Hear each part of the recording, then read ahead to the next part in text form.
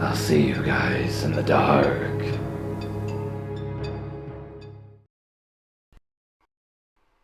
This happened to me 2 to 3 years ago. I was around 23 at the time. I'm a female and live in Romania. One night I was coming home from class. Master's classes started after 6 p.m. and ended at 10. At around 11, I had to take the subway for about 12 stops. The destination I had to get off at was the end of the line for the subway. At that time, there wouldn't be many people on the subway. I'm a pretty lonely person. All I need is my headset and my music, and I'm good to go. Said and done. I plug in my music. I pick the furthest chair in the subway away from the only 2 people that were taking the subway with me at that time. So far, so good. Until I see, with the corner of my eye, a silhouette approaching me and sitting right next to me. It was a man, fairly built, dark hair, wearing glasses, a black shirt with a black hoodie, and a sickening smile. He doesn't engage in talking with me, but would just stare at my phone as I would browse through my music. I could hear him breathe heavily, not like painfully, but still, like he was feeling something very strong.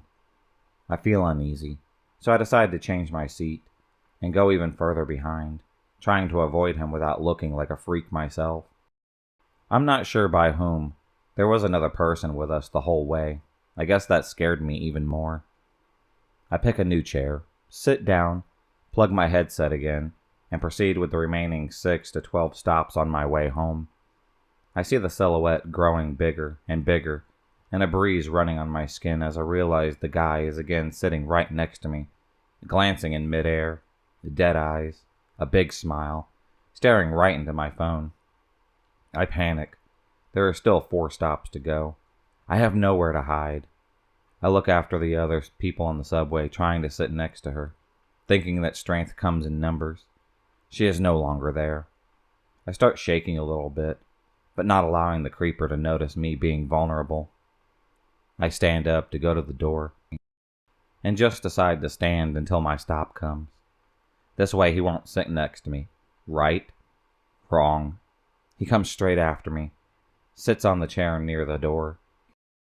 And because he couldn't see my phone, on which he was so focused so far from that angle, he fixates me right in my soul with his black dead eyes and says, "Hi, gorgeous. Why are you avoiding me?" I'm freaking out as I look at my phone, trying to call my boyfriend or message him, and he stops me by saying, "I know no one will help you. You'll send an SOS message by now, and I know you didn't." That moment I realized that I'm cornered. He's been focusing on my phone to see who I was talking to, trying to figure out if I would panic, trying to see if I would ask someone for help. He cornered me bad. I had the luck to reach my stop as I would delay any reaction or ignore him so that he would repeat whatever he wanted to say. I drop off and run for the exit, not even looking back. I get out at the surface. I don't see him anymore. At this point, I put my phone in my purse and realize that I had pepper spray with me all along. My heartbeat comes back to normal, as I know at least I have something to defend myself with, but still a long way to get home, and who knows if he is alone or not. I walk rather fast for maybe 5 minutes from the metro and feel a hand grabbing my wrist hard and pulling me back, another hand covering my mouth, disabling me from screaming my lungs out. It was him. The same black hoodie, dark hair, dead-eye stalker.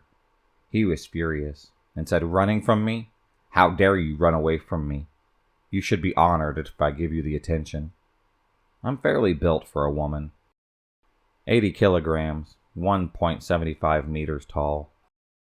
So I guess he thought men don't find me beautiful or something, and should feel blessed a creep like me stalks me and tries to hurt me.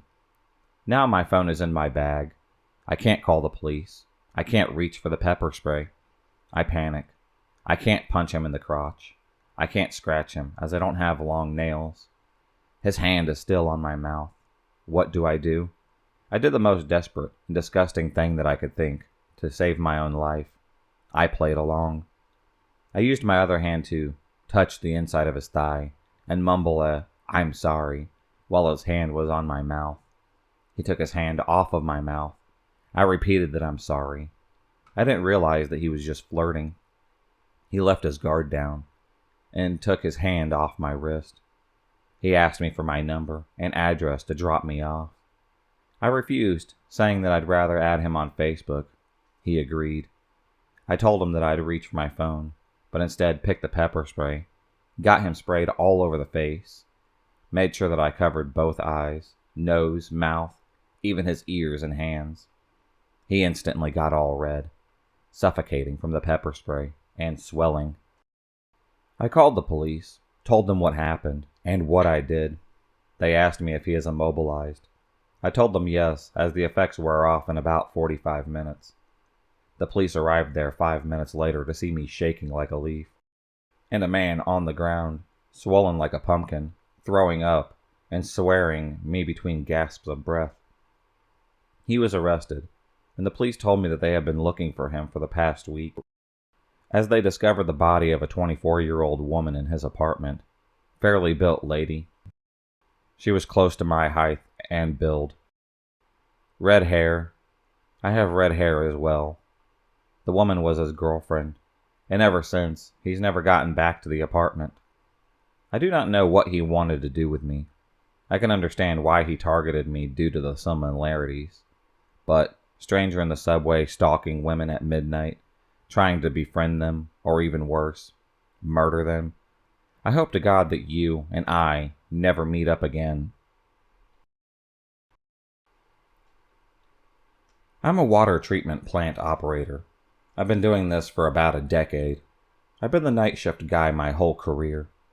The nights are normally quiet and can be boring if everything is going to plan. My plant has a few different builds. The oldest is 60 or so years old. The main building that I spend the majority of my shift in is only roughly 20 years old. For more backstory of the area, this used to be a booming, energized area.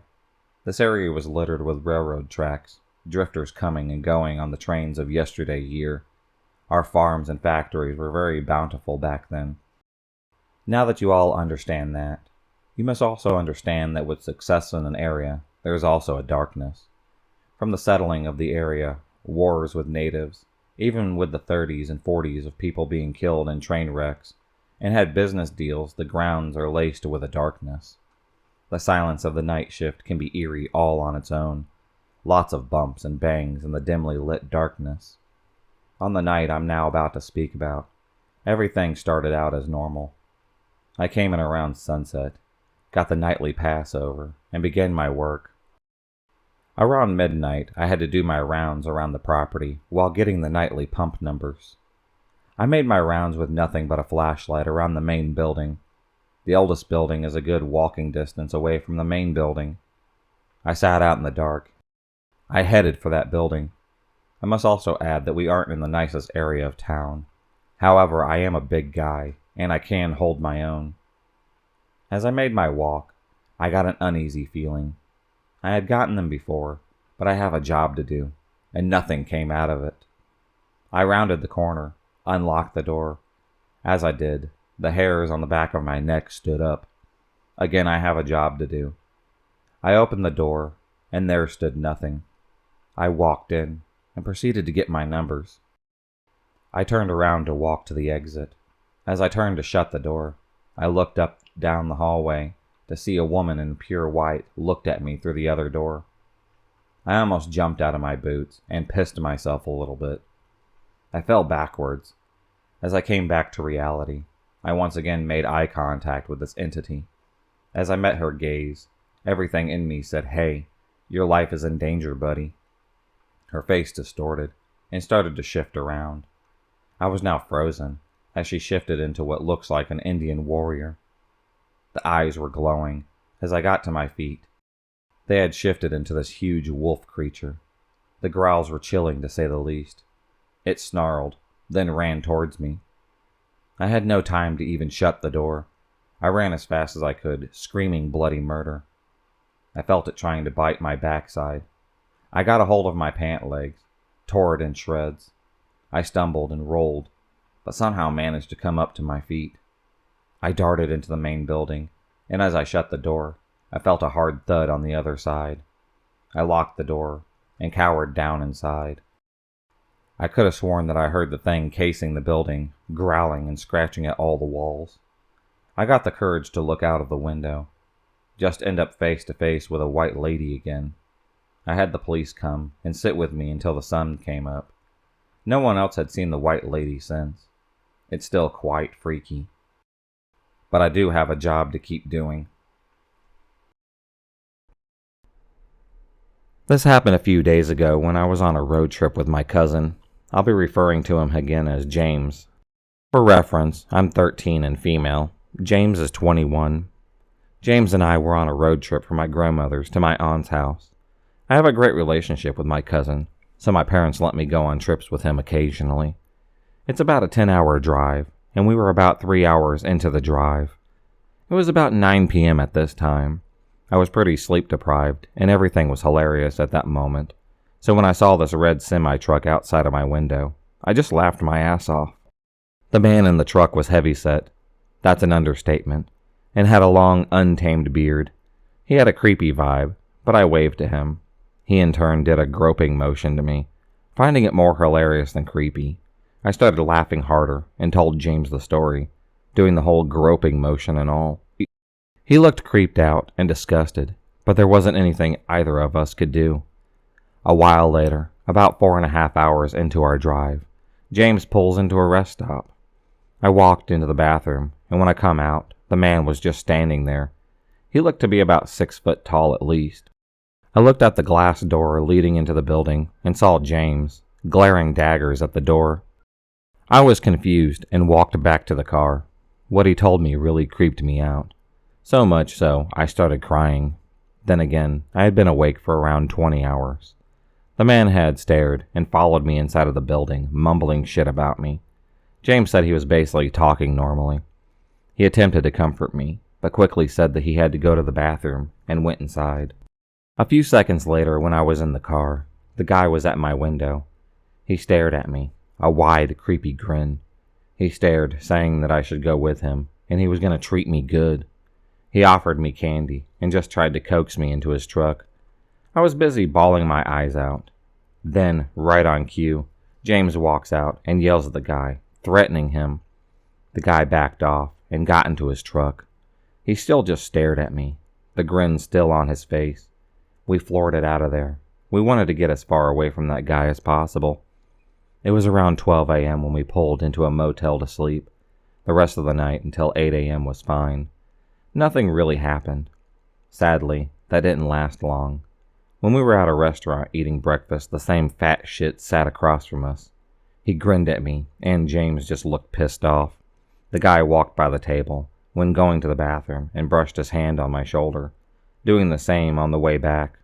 A quick note, James is a chill dude, and will let most anything slide. But because he's known me since I was just a baby, he's protective over me. He's not like that to even my siblings. He and I are very close. He was obviously pissed before, but at that point, he stood up from his seat, walked over to this guy's table. He started yelling shit about he better stop following us and back off of me. He made no threats, but he did curse a lot. I felt pretty nervous and just wanted to go. The guy stood up and smacked James and yelled how I was leading him on. The guy was about 6 foot and James was about 6'8". Their argument continued until the cops had came and separated it. They got the story and came to the conclusion that because he was assaulted, we could press charges. He said no, and we just continued on with the day. The rest of the trip was pretty bland. The guy wasn't seen for the rest of it. However, James did follow me like a bodyguard whenever we went anywhere. Even though he was protecting me, I was terrified. He looks scary as shit, but he's a cinnamon roll. Also on the trip, I tried to ask him about what happened when I was 7. It was another story that I had told, and he just played dumb. Bitch boy wouldn't tell me shit. Anyways, I hope everybody enjoyed. The following is a very true experience. I've never actually wrote this down before, and I don't know if anyone has ever experienced this too. This happened between 1989 and 1990, and I was about the age of 4 years old. To this day, I still get chills thinking about it, and I wonder if in some way unknown it has changed me. My parents had a house in the inland empire of Southern California, and at the time, my brother hadn't been born yet, so I was still the only child. To give you a layout, my parents' house has a 2-story house located on a cul-de-sac. On the bottom floor, there were 2 bedrooms, a bathroom, the living room, and the kitchen. The second floor was just the master bedroom and bath, and all you could see from the street was the garage and one of the bedroom windows on the bottom floor, and the window of my mom's bathroom on the second floor. To get to the front door, you had to walk along the cement pathway that ran alongside the house. You had to pass the first bedroom that you can see from the street, then you passed the bathroom window, and then another bedroom window, and then you would be at the front door. The backyard was beyond that point. My bedroom at the time was the bedroom next to the front door. Now, for some reason, my blinds weren't completely down to the bottom of the window. There was about a 6-inch gap with nothing covering it. I was pretty young, so I didn't really care much about it then. The bed was in the middle of the wall across from my bedroom door, and to the left was the window. According to my mom, this all happened right before midnight. My mother was asleep in her room upstairs, and my dad was a policeman that worked nights in another city. I was fast asleep in my room, and out of nowhere, I suddenly woke. Looking up at the ceiling, I don't know what woke me, or if I just popped awake on my own.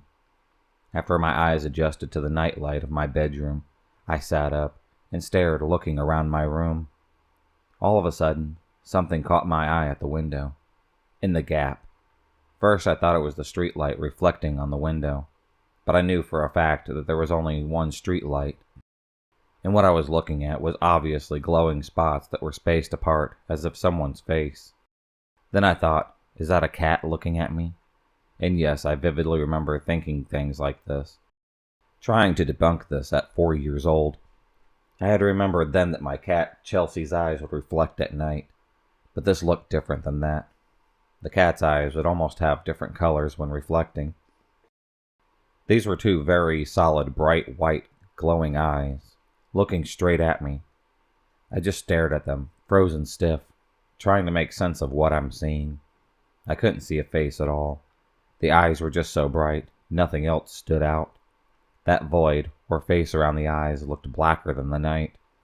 I thought again, well, if this is a cat, how would a cat be big like a person? And why would a cat stand up to stare in my bedroom? The curiosity got me, and I went for it. I flipped the covers off, turned my little 4-year-old body towards the window, put my feet on the floor. This is the moment that the creepiest thing has happened, and it will forever be burned into my brain. I got off the bed, got on my knees to get a closer look at what this so-called cat was, when at that very moment, this faceless pair of glowing white eyes began to slowly and steadily tilt to the side, very similar to Michael Myers in Halloween. Eyes still locked on me, not blinking once. The feeling of dread and fear shot through my body, completely terrified. I burst into tears immediately, booked it down the hallway, through the living room, and up the stairs to go tell my mom. Although I was going as fast as I could, I felt like it took forever. When I got to my mom, I was so upset. I couldn't get any words out. Tears were streaming down my face, and my mom was becoming seriously concerned at this point. She was able to calm me down just enough for me to get out the words, There is white eyes looking at me through my window, on the bottom. Stutter crying very hard. Are you sure? My mom asked. I cry out loud, Yes! She didn't even go down to look. She just called the police. I don't remember the time that it took for them to arrive, or what they said, because I finally fell asleep in my mom's bed. I do remember faintly waking up to a knock on the door, and my mom going to open it. The cop speaks to her, and I hear her say, Okay, thank you, good night. She shuts the door. Did they finally find it, Mommy? I asked, half asleep. No, honey. He said that they couldn't find anyone. My mom had told me this softly. It's okay now. Just try to go back to sleep. It's safe to say that that next day, my whole window was covered. Years fast forward. I'm in middle school now. Every now and then I would think about that night. Sometimes I wondered if that moment was real, if those eyes were really there, those unforgettable white eyes. One day a random thought came up. I asked my mom if she remembered that night. She tells me yes, of course. Why? I don't know. Just wondering, I guess, I had said to her.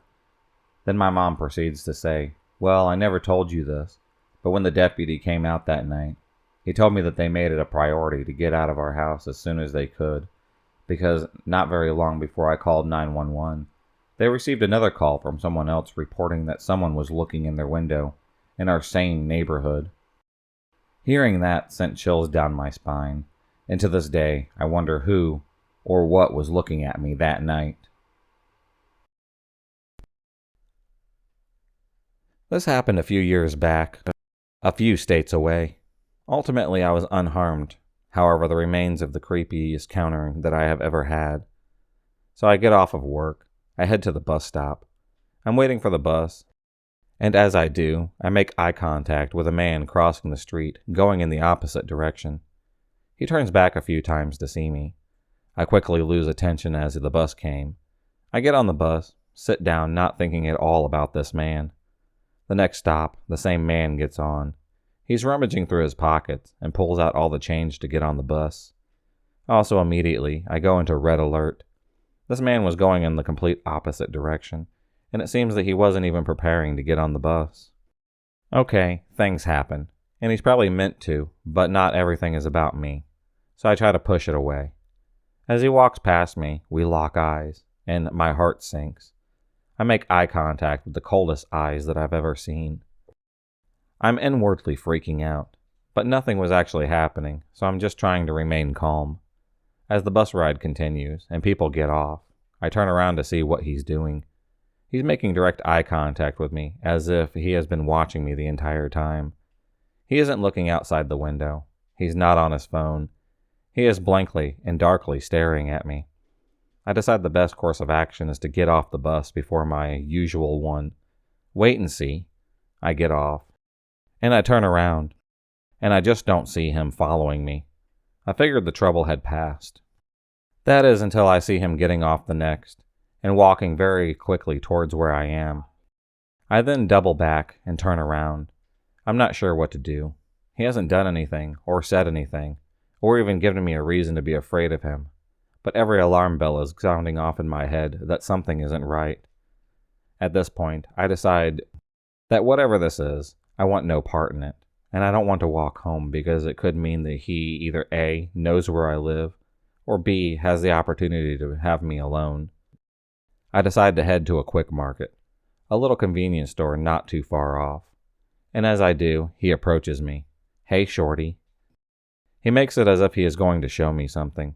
I turn quickly and begin calling 911, and as I'm describing what's going on, I am clearly distressed.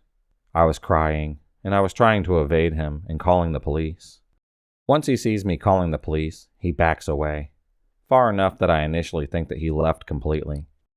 When I peek my head out of the store, I see him, pacing and waiting for me, still making eye contact. I felt like a trapped animal about to be slaughtered. Other people start noticing, both me crying and him pacing outside waiting for me. A woman asked me if I was okay, and noticed this man was stalking me.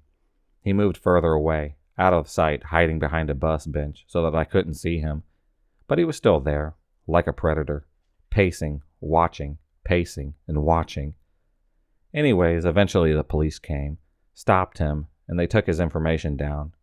But since he didn't actually do anything, they couldn't arrest him. I went home and sobbed. While nothing happened, and I'm still not sure what he wanted to say or show me, I have no doubt that it was with ill intention. It's taken me a while to process it, but I'm so happy that I listened to my instinct. This happened in my 10th grade year. I was just a normal girl, kind of a tomboy, but still feminine enough for the boys not to be turned off by me. I was into a lot of stuff that the boys were into. I enjoyed fishing, hunting, canoeing, camping, and stuff like that. I had a decent-sized friend group, and we were all tight with each other. I was in love with Brad. Brad was the cutest guy in school. He was a football star quarterback. He was an all-around athlete. He was smart. He dressed well. He had beautiful blonde hair, brown eyes, and a nice chiseled body. The bell had rang, and I got a glimpse of Brad coming out of the gym class with his shirt and his abs glistening in the sun. Next thing I knew, Kelly pushes me on the back of my head really hard, called me a fucking slut. I was pissed off, but I ignored her and decided against breaking her jaw. Brad looked up, caught me looking at him. I quickly looked away, then sneaked a peek back to see him give me a smirk. I took this as a sign that he was aware of the fact that I was into him. Later on during lunch, I was standing in the lunch line. I saw Kelly and her friends talking about something. Then I looked to my left. I saw two black girls having a conversation about Kelly and her friends. One of the black girls was crying because Jennifer had slammed her head into a locker earlier. I wasn't sure what was going on, but from what I gathered, Jennifer did it because Shannon was black, and Shannon's best friend Shalonda was talking about beating Kelly's ass after school. I decided to butt out of everything. As I was walking to a place to sit down and eat lunch, Shalonda asked me if I was okay, chatting with me for a little bit, told me about Shannon and how she was going to beat Kelly's ass after school, and that Kelly was a racist bitch, which Shalonda wasn't lying about Kelly being racist. Last year, Kelly and her boyfriend Joey were hanging out with this guy Greg. Greg and Shalonda had started dating. Greg is white, and Shalonda happens to be black. Joey and Kelly told Craig that they can't hang out with them anymore because he was dating a black girl. Joey and Kelly said a bunch of racist shit, even threatened Shalonda and Greg. Greg stopped hanging out with Joey and Kelly altogether. When fourth period came, I saw Brad, and I froze, stuck like a deer in the headlights as he stood before me. I stood confident and anticipated him walking towards me. My palms were sweaty, and I was nervous. Brad opens up his mouth. I eagerly listened for his seductive words. And then, "Get out of my way, you ugly fucking bitch." He shoves me on the ground as he barrels right through me like I'm not even a person. I sat on the ground confused, hurt, and heartbroken. All the things that I thought about Brad were wrong. He's just a douchebag steroid-popping asshole. Shalonda helped me up. We went to the girls' bathroom to go smoke a joint. I was complaining about how much of a piece of shit asshole Brad is. Shalonda was talking about how she hopes that she don't kill Kelly because she doesn't want to go to jail. We talked about family and other things. Then we hugged and went to our next classroom. As I was sitting in class, Marty brings a letter up to the desk. It's from Brad. The letter says that I would never date an ugly troll-looking woman like you. You'd be lucky to lick dog shit off of my shoes. I can't believe you actually thought that you had a chance with me. I was devastated. This letter was designed and written to hurt me and put me back where I belong, in a box of other rejects and losers. I cried. Then suddenly, Sherry starts making fun of me and pulls my hair. Tim bends down and taunts me by talking perverted shit that he wants to do to me, and how he was going to teach me a thing or two. Later that night when I got home, I called my friend Katie and told her what had happened today. Katie comforts me. The next day at school, I saw Kelly storm by with a black eye, and then I saw Shalonda. And then she gave me a look, as if I was asking if she hit her. Shalonda motioned back like she didn't know what had happened. At PE, I heard Kelly telling Megan that her father hit her because she wouldn't give him a blowjob. I was seriously thinking, what the fuck just happened? I was walking to my next class when suddenly I'm pulled into the boys' bathroom. Brad is standing right in front of me. I'm nervous and shaking. Brad then says to me, "So I hear that you like me. If you like me, then prove it to me." He starts to stroke himself. He then proceeds to tell me how I am a nasty woman, that I would never be anything more than a side whore. He then walks off. I lean against the wall and wait for my tears to stop running. As I'm walking out, Gary, a guy that I have second period with, says to me, "If you want to put a stop to it, I will." I didn't quite understand what he meant, but he sounded genuinely concerned about me, like he was talking about killing the guy. I thanked Gary for his kindness and then went to class. Brad and his friends blocked both sides of the hall, and I was trapped. I thought the absolute worst. I was terrified that I was going to be raped by Brad and his 7 or 8 friends. Then I feel an egg hit my face hard, then dozens at a time. They stood there and throw eggs at me. I was covered in egg yolk. They all started to laugh and joke about how I was stupid and how I should kill myself. I walked home that day, and on the way home I tried to figure out what I did wrong and why they were treating me this way. I couldn't come up with any answers. Fast forward a few months. It's the last day before Christmas break, and everyone is talking about how they hope that they get what they want for Christmas. I see Gary from the distance. I go over to him and ask him how he's doing. We chat for a little bit. I have to tell you something, Gary, I said nervously. Gary looks at me, then lifts my chin. What is it that you need to tell me? So I tell Gary how they throw eggs at me, and asked him not to lose his shit. Gary was angry and wanted to kill Brad and his friends. During 6th period PE class, Brad was running track, and Gary was just screwing around, playfully kicking his friends. Brad runs across the field and starts wailing on Gary. Gary is beaten senseless, and Brad runs off before the admins or the SRO showed up. Gary is pretty bruised up, and he is murmuring profanities and his desires to slit Brad's throat. Gary tells me that he's going to kill Brad, and that I couldn't stop him. I tried to tell Gary to just let it go, that it isn't worth it. Later on, Gary contemplates his final decision. Is he going to become a criminal and murder Brad or go to prison for the rest of his life? Or is he going to snap back to reality? The clock ticks by with each passing tick, tick, tick. Gary is becoming annoying by the ticking and smashes the clock. Gary calls and says that he has made his decision. I turn on the news, and Brad is on the news. I tell Gary. Gary turns on the news, and he is livid. So Brad had gone out to Shannon's house, tried to force himself on her, and also hit her a few times. Apparently told her a bunch of racist stuff. Someone had told Shannon's cousin, who was a gangbanger, and Brad was shot 57 times at a red light by unknown assailants. So after everything that Brad had done to me and Gary, and the things that he did to the others, especially Shannon, Brad got what he deserved. Shalonda beat Kelly's ass because Kelly called her the N-word in front of the whole school, because Kelly thought that Shalonda wouldn't defend herself, or Kelly thought that if she needed help that someone would help her.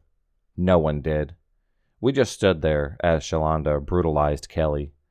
Kelly laid on the ground a bloody mess. Her friends just kind of walked past her because they were ashamed of her getting her ass kicked. Kelly had later on moved.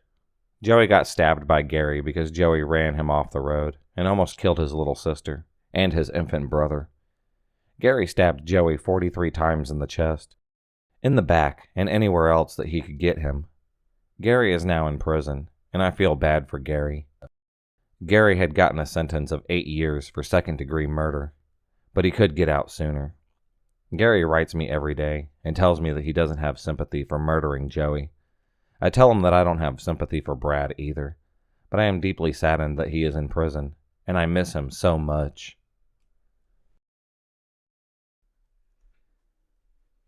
This happened last year when I, who happens to be female and 24 years old, was visiting my mother.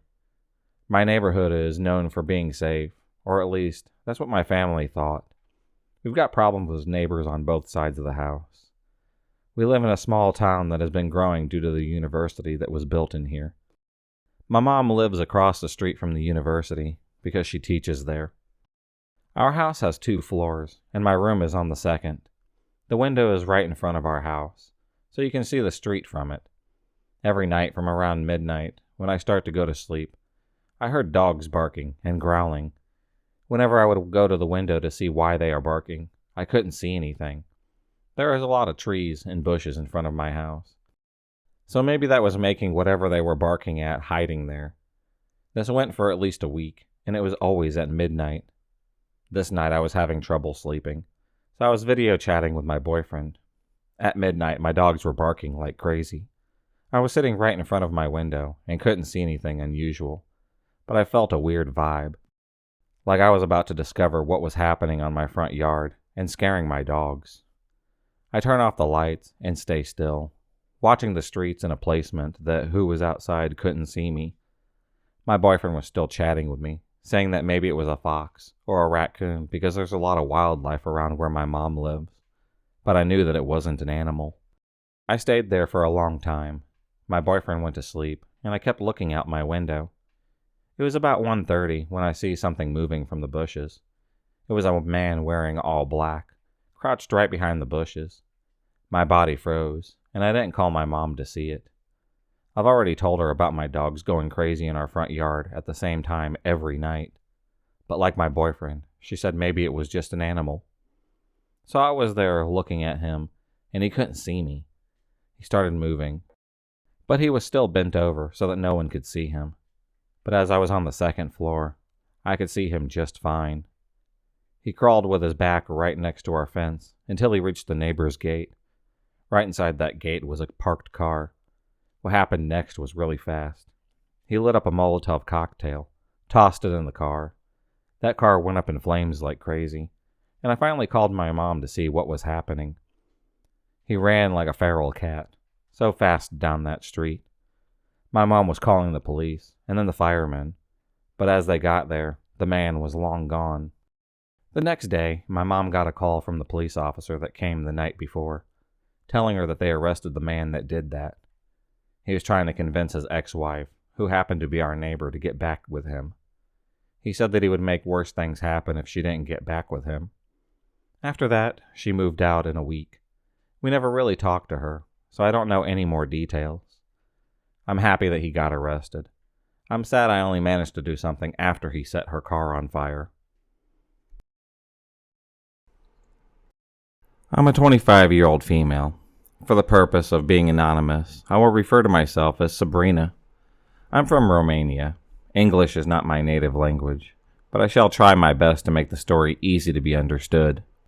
My stories contain that of what would be angels, spirits, demons, archangels, satanic people doing forbidden sessions of voodoo, and everything for this particular story.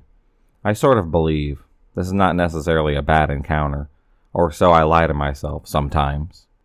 I live in Romania.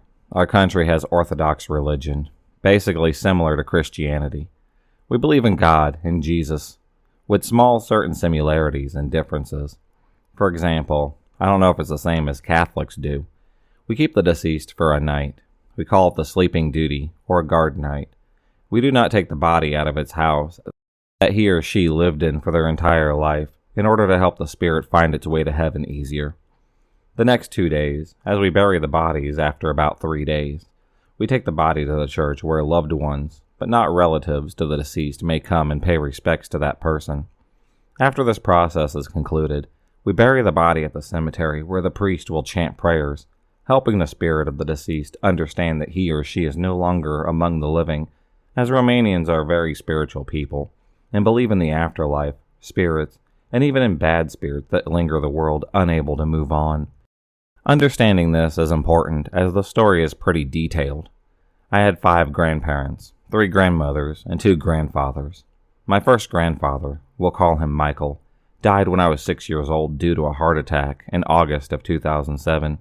He raised me, and his death marked my life ever since because I couldn't grasp the significance of death. I would frequently dream about him, his messages, his signs.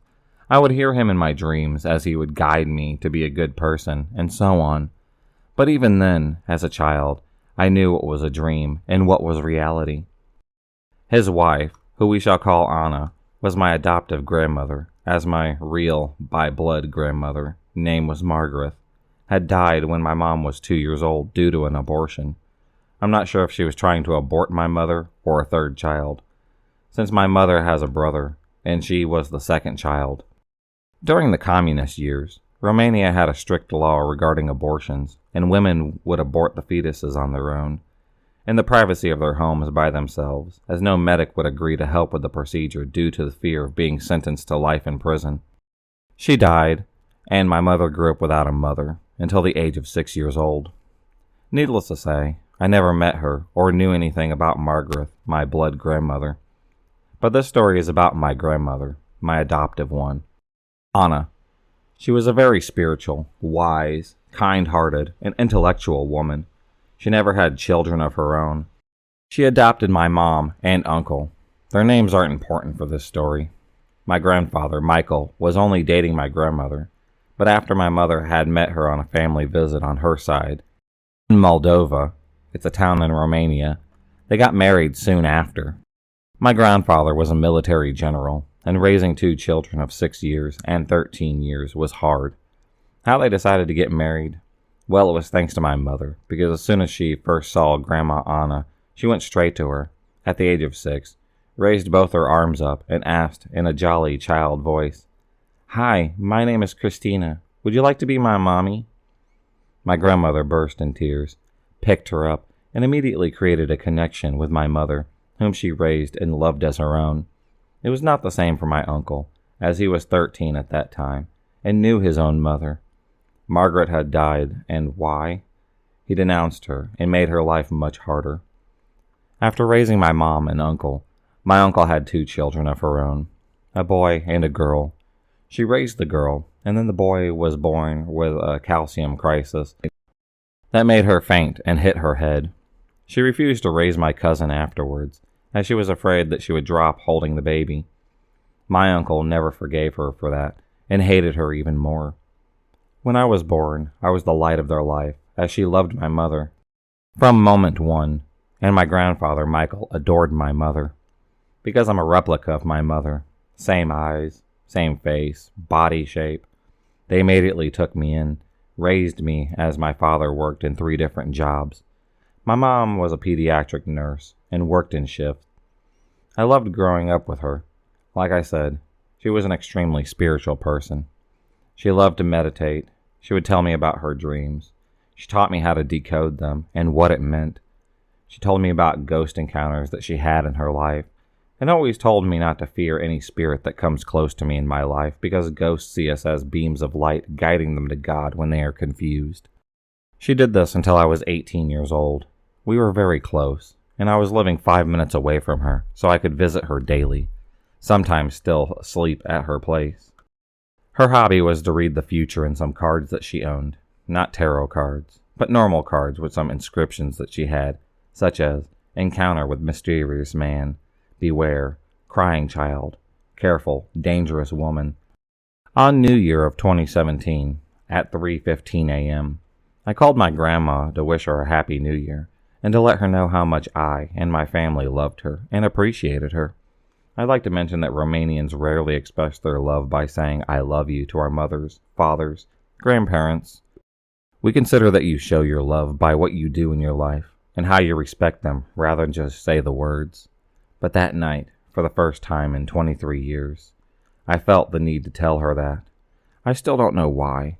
Her voice changed. You could hear her chuckle in soft, happy tears as she would hear that, and said that she loved us all back, and forever will. Nothing seemed suspicious, as I'm a very sensitive and emotional woman myself. So the night went on normally. She was at a party. I was with my fiancé at his house. The next day, 1st of January, I received a phone call from my father who told me that Grandma Anna had died the previous night. I couldn't express in words how my heart simply left my body, as if my own existence had stopped, refusing to acknowledge that she was dead. I rushed home. The police was there. The ambulance was there. They said that she died of a heart attack due to the climate change, same as my grandfather Michael did 11 years before her by the same cause. But what I found weird was the time of death. I still had her last phone call at 3:15 a.m. The policeman and ambulance staff analyzed her and declared that it was around midnight. They said that there was no way I could have talked to her at 3:15 a.m., as for by that time the body would have already begun to rigor mortis. Who did I talk to then? Because it was her phone number. It was her voice. She seemed incredibly fine. Call it a sick joke, or just medical staff TOD. During her funeral, I decided to write her a goodbye letter, as I am very spiritual, and even though no one will read it, I like to consider that she took the message I had for her in heaven to pass it down to my other grandmother, Margaret, and 2 grandfathers, Michael and Peter. I wrote it in that letter that I do love her a lot, that I thank her for every sacrifice that she has done for me, and that I wish to tell Margaret the real grandmother, which I have never met because she died from the abortion long before I was born, that I loved her too, although I never met her. I put that letter in my grandmother's coffin, kissed her forehead, and watched her go on to her last road. My mom knows about the letter. She has yet to ask me about what I wrote in it. After the funeral, I got a phone call from my grandmother. Yes, my grandmother, Anna. At first, I thought it was my father, as he would still use her phone to let all our relatives from other countries know that she had died. So normally, I answered the phone, and I hear something unimaginable, impossible, formidable. I hear my Anna. I hear her voice clearly.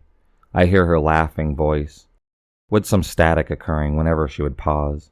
It was a soft, fading voice, but nothing scary, nothing fearful or intimidating. It made me feel like she was indeed there, but I will admit the whole situation did freak me out. She said to me, "Hello, dear. I called to let you know that I passed the message, and I love you too." I couldn't reply as the phone call hung up right after. It left me feeling so vulnerable, as I thought maybe someone is playing a sick joke on me. But it couldn't be that. I saw my Nana be buried. Myself. I saw the coffin be sealed.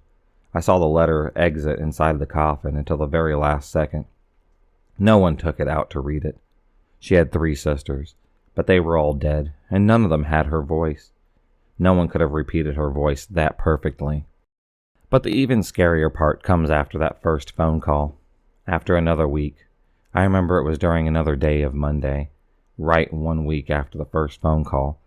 My phone starts ringing again under the same number. I answer. Already have forgotten about what has happened, and I hear an old lady, a voice that I couldn't feel familiar. I did not know who that lady was. It was a pretty soft but strong voice. It felt like a relatively young woman, but inexperienced. I would say around 30 to 40 years or so. I would like to mention that this time I was in the same room with my father, who owned her phone still, and I received the call. Her phone is in front of me on the table, and not ringing. I open her phone as I speak to my phone. Her phone had no battery, and it was dead closed, but I still get her phone call. I answer. I hear this weird lady, and she goes like this. "Hello, sweetheart. You don't know me, but I know you. I received the message, and I love you too." Then the phone call hangs up again. Needless to say, I started screaming and panicking so hard that my dad immediately went to the telephone service to find out who was playing pranks on us. They went through their profile, numbers dialed, and received. My number was not in the agenda of calls, so we decided to disable her number. Ever since then, we do not receive phone calls anymore, but I do go to the cemetery more often and talk to them. This year is the first year from her death, so we are now sort of celebrating her memory.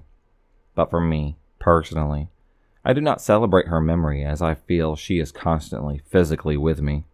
I often have dreams of her. She would often visit me at night. I'm saying dreams because I feel like I'm going insane if I ever conclude to these situations being something other than dreams. I guess I'm trying to say thank you for giving me the possibility to share this with you. To all the people out there who encounter ghosts or paranormal activity, I'm going to say what my grandmother Anna taught me all my life. Do not be afraid of them, as they are just confused, lost souls who see you as beams of light helping them to find God. The way you feel about them will conclude in the way that they react, and afterwards end up scaring you.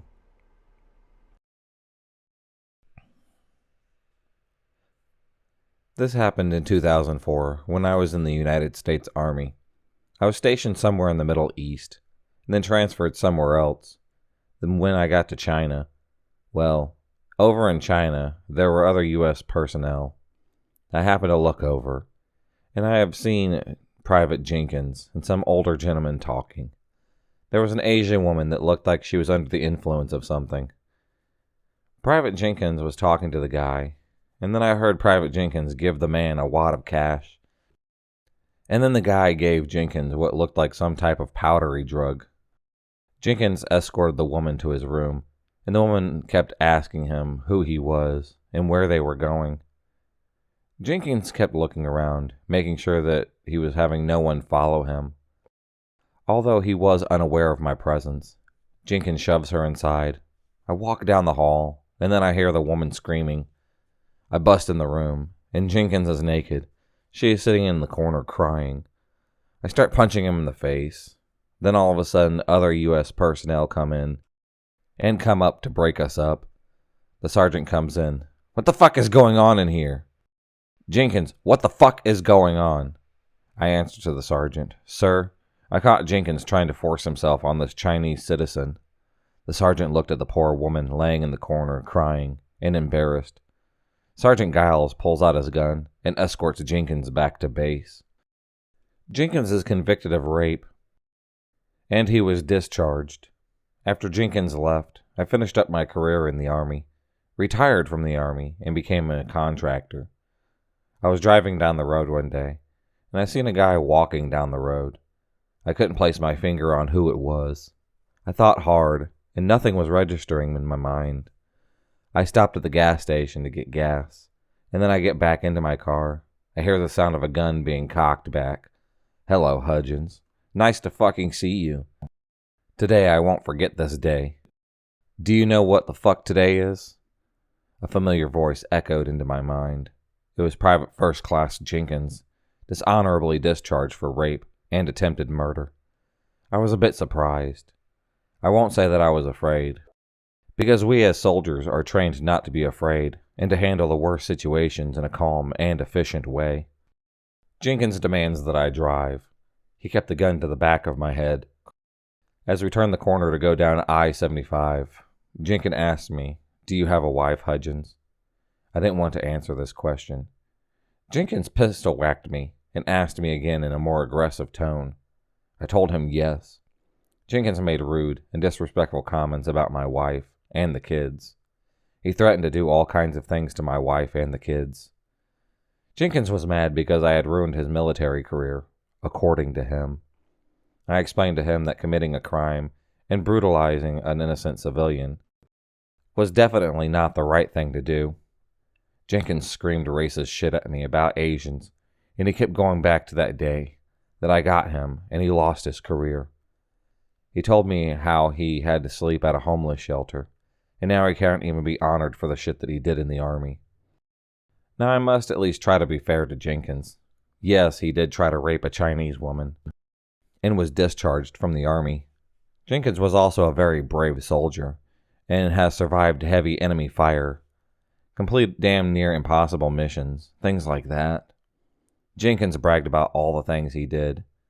Then he said, I could have had everything that I ever wanted, but instead some fucking goody two-shoes cuck motherfucker had to come and cock-block me and get me a dishonorable discharge.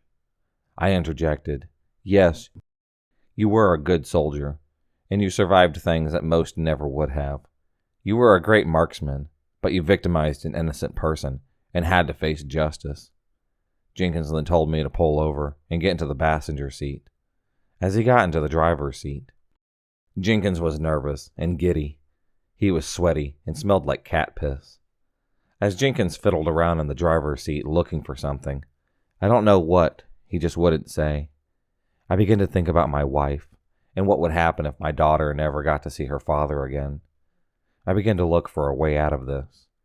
Jenkins was high as a kite and didn't know what he was doing, or it seemed that way. Jenkins then drives to some random house. You see that bitch over there? Jenkins asked. I stayed quiet. You're going to rape her? And then I'm going to call the police on you, and you're going to go to prison, Jenkins continued. Jenkins, listen, man, I'm not going to hurt that woman, I replied. Jenkins then murmurs a bit, mumbles about some other nonsense. Then he looks at me, looks back at that woman, and tells me to get out of the car. I get out, and he pushes me forward towards the woman's house. He started singing some disgusting song that he came up with. It was vulgar and downright sickening to listen to. Jenkins then tells me that he was going inside and to wait here. He then chains me to a pole. He goes into the house. I hear the woman screaming, and then Jenkins throws her outside by her hair, and she falls down onto the ground. She looks at Jenkins, looks at me. She is confused and utterly terrified. He then tells the woman how he was discharged from the Army and how it was my fault, because I didn't mind my own business. The woman begs Jenkins to let her go. Jenkins hits her with her fist and tells her to be quiet. He then explains to the woman that because I ruined his career, that he was going to ruin my life and reputation by forcing me to rape her. Jenkins wanted to make it to where I wouldn't be allowed to see my daughter, and he started making comments about my daughter and how he wasn't above fucking kids too. I jumped at him, only to be restrained by the handcuffs that binded my movement. Jenkins then forced the woman to remove her clothing, forced me to remove my clothing, and tells me that if I don't do it, that he will shoot me right there, and shoot her, and would torture my wife and daughter. I looked at the woman and stood up. The woman began to scream and begged me not to hurt her. I just told her that I have no choice. She kept on screaming. Jenkins was getting excited by this. I told the woman to just lay still, and it will be over soon. Jenkins then looks at me and at her. Then he commands me to begin. He looks away briefly, and I was able to snatch the gun from his hand. He begged me not to shoot him. I told him to walk, and that I wasn't going to murder him in cold blood. Jenkins is then taken back to town, and I tell the authorities about Jenkins. They lock him up immediately. The woman thanks me. I get on the elevator, and Jenkins is inside the elevator. He shoots me in the spine and cripples me. It's been a few years, and my back is starting to heal. I'm getting to where I can walk again.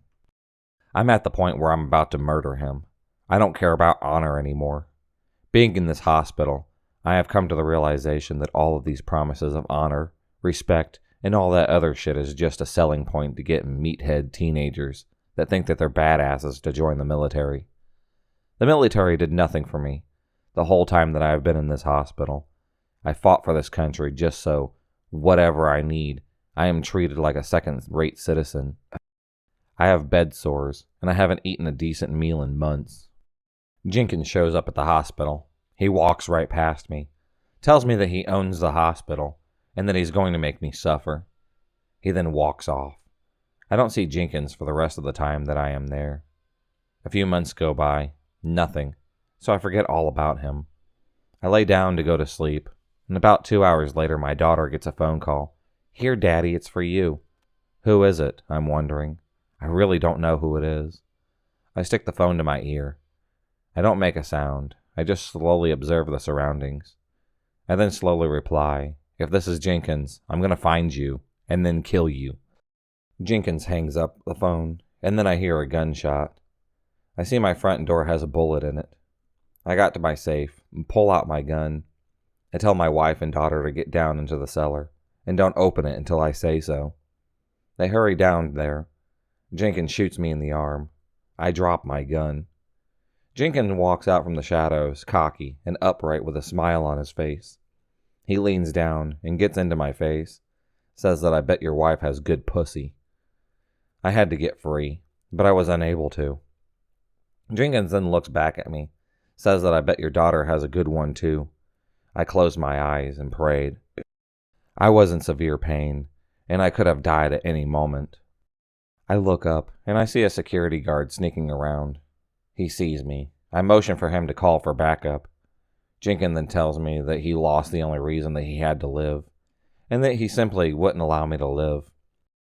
He didn't want to live up to what he did. Instead, he blamed me for getting discharged from the military.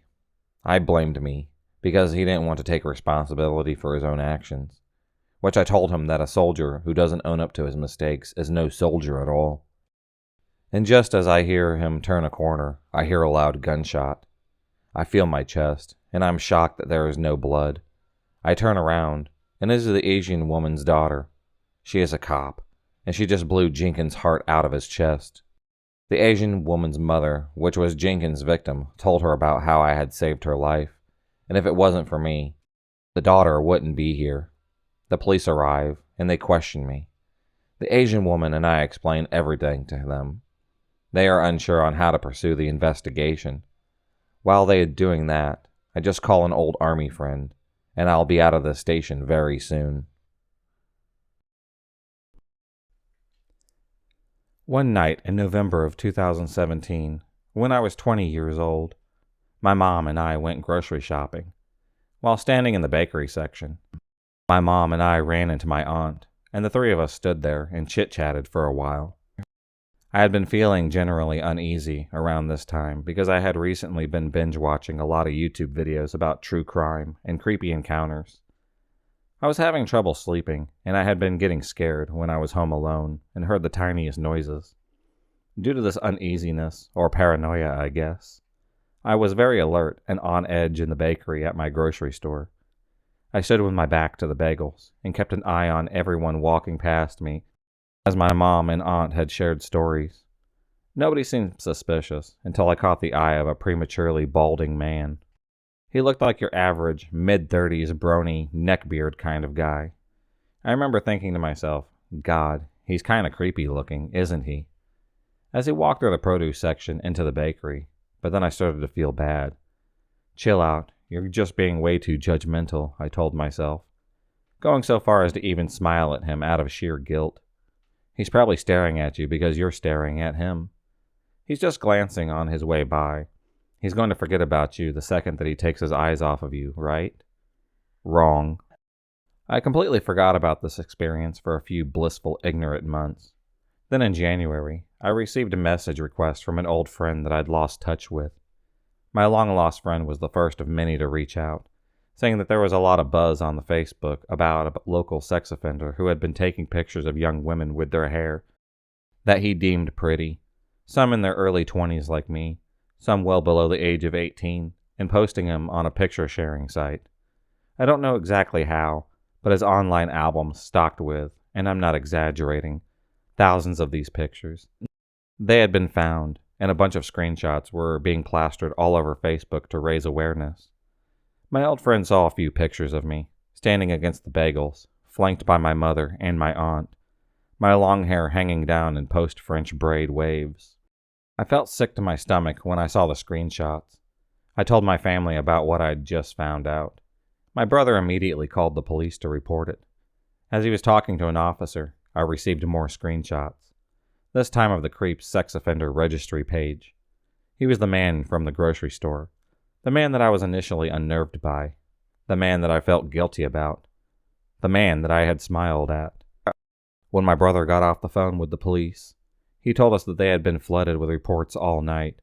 While sympathetic, the policeman that my brother had spoke with said that there was nothing that they could do, as the creep was legally within his rights to take those pictures of us out in public.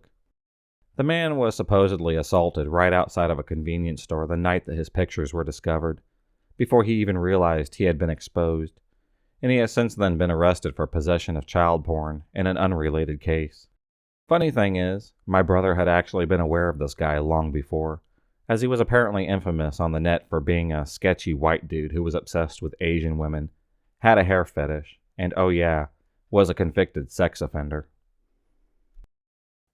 If you enjoyed this video, please subscribe, like, and hit the bell for notifications on future videos and become a stalker of the night.